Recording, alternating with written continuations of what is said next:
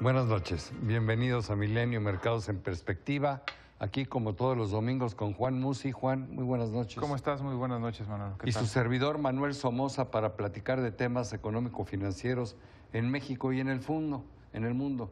Tuvimos una semana atípica, con pocas noticias en términos generales.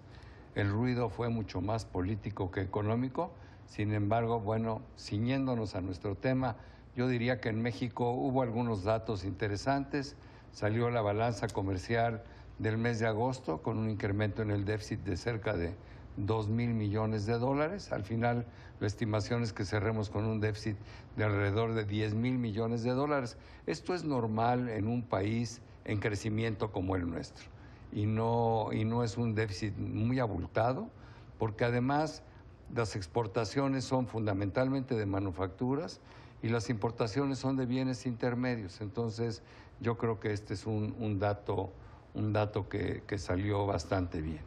El tipo de cambio a lo largo de la semana mantuvo fortaleza, estuvo sobre los niveles de desde 18.90 para cerrar el viernes sobre los 18.70, un poquito arriba de ello, y básicamente regresó a los mismos niveles donde estaba antes de la crisis de la lira turca, ¿no?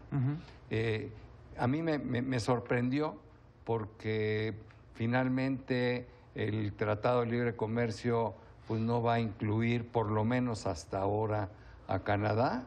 De hecho, ya debe estar en camino la carta de Donald Trump al Congreso para que le aprueben un convenio bilateral con México. Entonces yo hubiera pensado que no es una buena noticia para el peso, al no estar todavía Canadá incluido en este tratado, lo pudiera haber presionado, mas no lo hizo, ¿no? Sí, a mí me extrañó mucho, ¿no? Porque, digo, comentaba contigo, fue una reunión y ya lo vamos a comentar más adelante, hubo reunión de la FED, subieron las tasas, también hay otros indicadores que ayudan a quitarle presión al peso, ¿no? Que el precio del petróleo subió. Pero honestamente a mí también me sorprendió la apreciación, porque no ha habido noticias que contribuyan como tal a una apreciación, salvo que el dólar se volvió a debilitar y, como tú bien dices, ausencia de noticias de los países que habían estado dando mucho que hablar. Argentina sigue dando que hablar, sí, Argentina es un desastre, pero más tranquilo el tema turco y más tranquilo el tema sudafricano, ¿no? Ahora, algo que evidentemente le pega al tipo de cambio y que no se ve, y deberíamos de traer algo para mostrarle a la gente cuál ha sido el desarrollo de esto, es que los extranjeros invierten mucho en México, en pesos, ¿no? O sea, tenemos el equivalente de 100,000 millones de dólares de extranjeros en bonos del gobierno mexicano, que constantemente están comprando y vendiendo. Pero los fondos están en pesos, no en dólares. El saldo se ha mantenido prácticamente estable, igual, ¿no? desde el 2000. El saldo en pesos empezó a crecer en el 2008 hasta el 2014-2015 y de ahí se ha mantenido el saldo en pesos. Creo que en el 16 bajó un poquito, subió en el 17. Este año, en el primer trimestre, vimos salidas de dinero y curiosamente en el segundo trimestre y hasta ahora hemos visto entradas. Por ejemplo, de junio a la fecha han entrado cerca de 2,000 y pico millones de dólares, que parecieran ser no muchos, pero sí son importantes para reforzar el tipo de cambio. Ahora, cuando vemos la composición de qué es lo que están comprando los extranjeros, por lo menos en las últimas compras que han hecho, han estado comprando más CETES de corto plazo que bonos a 10 años de plazo. Es que lo que el mundo constantemente está evaluando, y concretamente aquí es mucho dinero de norteamericanos, ¿estás de acuerdo? Es ¿qué prefiero? ¿Dólares al 3.1, que es más o menos, o 3.05, que es donde está la tasa de 10 años? O pesitos al 8. Y no están tomando riesgo 10 años porque los pesos están pagando casi lo mismo a 28 días que a 10 años, ¿no? Es más, paga más el CETE de 28 que el bono de 10 años. O sea, no hay premio por irte a largo plazo. Premio. Y en estas épocas vale mucho la liquidez, ¿no? Se está concentrando esa inversión de extranjeros más en los cortos plazos. Yo creo que eso ha fortalecido el tipo de cambio. Oye, ¿por qué no platicas la cuenta que me hacías para explicar por qué está atractivo invertir en pesos? Es muy caro tener dólares, porque el rendimiento de los dólares va a venir hacia adelante una vez que el peso se devalúe contra el dólar. Y en el mediano y en el largo plazo esto es algo que va a suceder. Así es. Sin embargo, si yo agarro un horizonte de 6 meses, perdón, de 12 meses, el dólar que está cerrando hoy a 18.75 tendría que estar a 20.20 para que me conviniera comprar dólares en lugar de invertir al 8% en pesos. O sea, en pocas palabras, además, ese 8% te da una cobertura natural hasta 20.25. Así es. Además, el 8% de pesos es seguro. Sí. El 2020, pues de ninguna manera. Es más, yo creo que a diciembre no vamos a estar en 2020, vamos a estar en mucho menos. Pero atendiendo a esto, Juan, bueno, muy rápidamente, en Europa la bronca está en Italia, ¿no?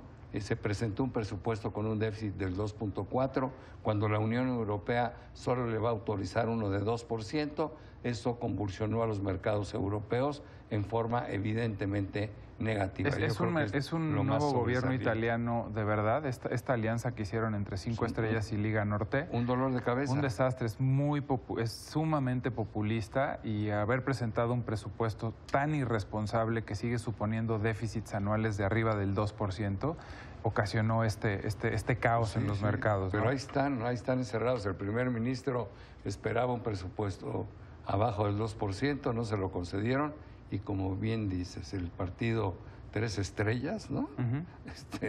Fue el que me impulsó el incremento en el gasto.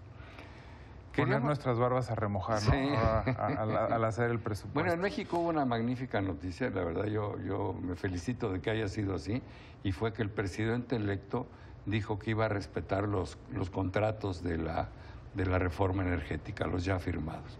Me parece una magnífica noticia, porque de veras esto puede generar flujos de inversión hacia México tremendamente importantes en los próximos 30 años.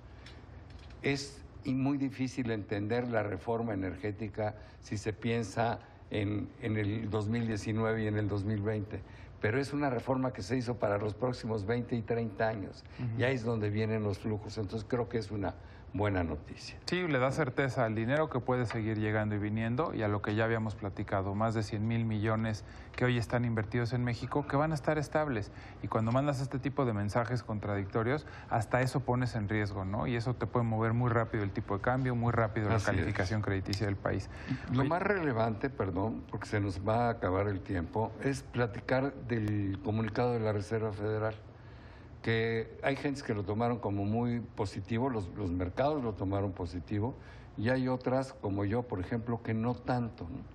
Habló la Reserva Federal, primero dijo que seguramente viene un alza adicional de tasas de interés en el mes de diciembre. O sea, llevarían la tasa, ya la llevaron a 2.25, la llevarían al 2.5 para diciembre. Y sería el cuarto aumento del año. Y luego dijeron que en el 2019, por lo menos, iba a haber 3 alzas, con lo cual pues, la tasa sería al 3.25. Pero en el por lo menos muchos intuyen que puede haber otra alza, a lo mejor a principios del 20, para llevar la tasa a 3.5, que es precisamente donde la quisiera ver la Reserva Federal, y así lo ha expresado. O sea, vamos a vivir un ciclo de alza importante en los próximos, por lo menos en los próximos 18 meses, y yo creo que eso no es buena noticia, por lo menos para México, ¿no? No, y menos para las monedas emergentes, ¿qué es lo que va a hacer Banco de México el 4 de octubre, ahora que tenga su reunión de política monetaria? ¿Va a subir la tasa del 7.75 al 8? Bueno, si sube la tasa al 8, va a hacer que la economía crezca menos, que ahí es donde nos duele, ¿no? A mí ya no me gustaría ver un aumento más, por esto que comentas. Pero si no sube, entonces el tipo de cambio se nos puede mover para arriba, y eso le va a pegar a la inflación. Dicho de paso, la inflación de la primera quincena de septiembre fue buena, entre comillas, pero sigue estando muy alta, 4.88 últimos 12 meses. Banco de México va a tener que tomar su decisión antes de saber cuál fue la inflación de todo el mes de septiembre. Pero por más que le haga quien quieras, va a ser muy difícil, por lo menos desde mi punto de vista, que la inflación esté abajo del 4,5% este año.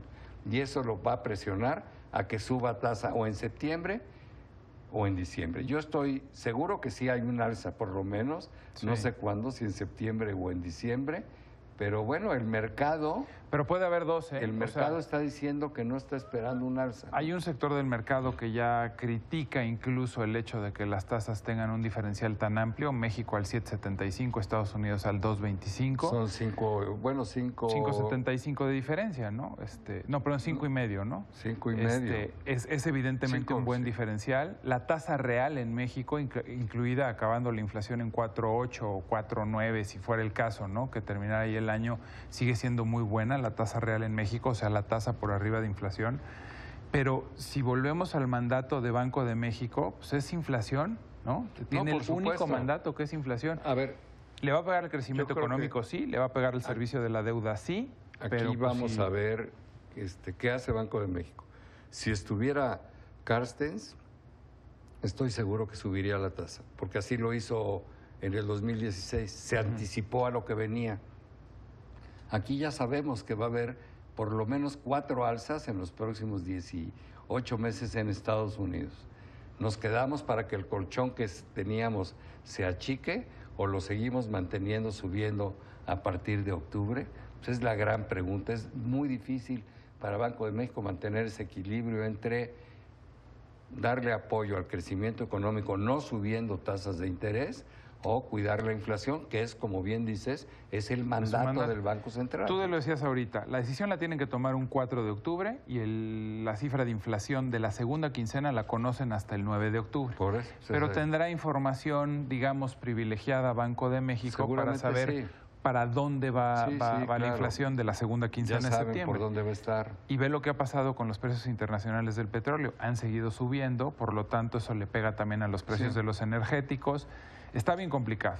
Yo creo que hay un 50-50 de posibilidades. El público que también opina que hagan sus apuestas, ¿no? Sí. Yo honradamente ahorita la veo 50-50. El mercado dice que no suben las tasas, 70-30, 70 que no suben, 30 que sí suben, pero en esta semana que empieza mañana puede cambiar todo.